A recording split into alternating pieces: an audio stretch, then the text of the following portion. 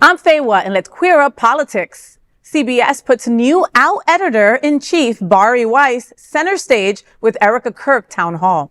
CBS News is thrusting its new lesbian editor-in-chief, Bari Weiss, into the spotlight with a televised town hall featuring Erika Kirk, the widow of recently assassinated conservative activist Charlie Kirk.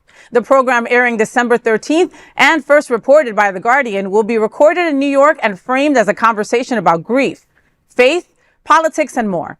The broadcast is Weiss's first major on-air appearance since taking over the newsroom this fall after Paramount Skydance acquired her outlet, The Free Press.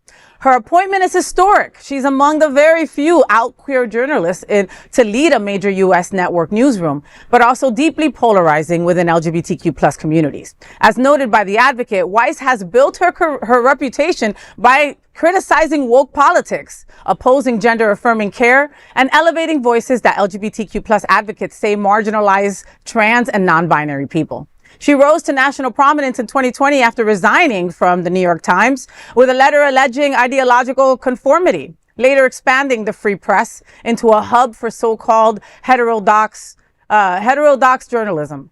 Featuring Kirk, now CEO of Turning Point USA, in Weiss's first CBS broadcast underscores the ideological tensions surrounding her leadership, even as the network pursues an editorial reboot.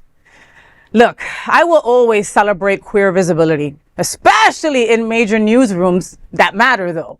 But Bari Weiss is stepping into as editor while platforming Erika Kirk in her very first CBS event. That's a choice, okay? Visibility is great, but not when it comes at the expense of our own communities. And that's basically what she's doing. Queer leadership should expand our voices, not hand the mic to people who work against us. So yes, historic, but also super complicated, and I can't applaud it.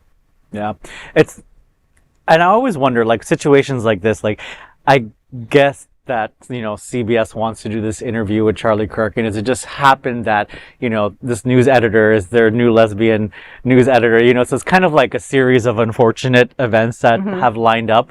I think it's a great opportunity for her to have this interview and ask these hard-hitting questions, because I think that's what journalism needs to come back too, and hopefully we'll see how this interview unfolds and what Erika Kirk has to say. But yeah.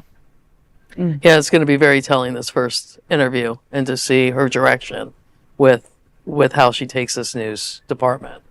So I celebrate the fact that she's a lesbian and she's in this position, but she definitely needs to be much more aware of her community. She's a lesbian that doesn't support trans or non-binary people. So yeah, that to me is not part of my community. Yeah. You know what I mean? Like, I don't give a crap if you label yourself a lesbian.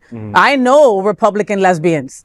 And I know lesbians that don't think that trans women are women, and I don't deal with those women. Exactly. And we know a lot of people in our we know a lot of people in our community that don't support each other, and I think that's just, on the surface level, it's a huge problem in the community for, groups of people who always fight for inclusivity and having a voice at the table, and we don't support each other. Yeah. I think that we need to start coming together as one collective group and stop dividing each other by letters in an alphabet, unfortunately, to fight for when it comes to stuff like this, 100%. Yeah, we need to start fighting and representing each other. Yeah. And I mean, it's like, oh yeah, out, she's a lesbian, blah, blah, blah. She's not bringing any of our issues or anything that's going on with our community into that newsroom. Yeah. At least I don't feel like she will. Maybe she'll surprise me. We'll see. Who knows? We'll see what's going to happen. Adriana, your smirk is telling me everything. It's just, it seems like she's going to be, I don't think that she's even able to talk about our issues,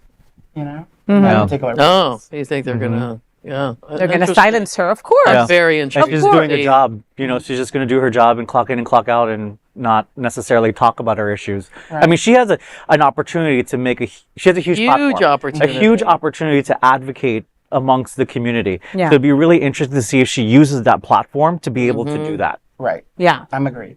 Yeah, I mean, if it's anything like after, I didn't watch it, but I remember that after Charlie Kirk's assassination, they had a memorial for him, correct? Right? Was that where she had the leather pants on and J.D. Vance hugged her?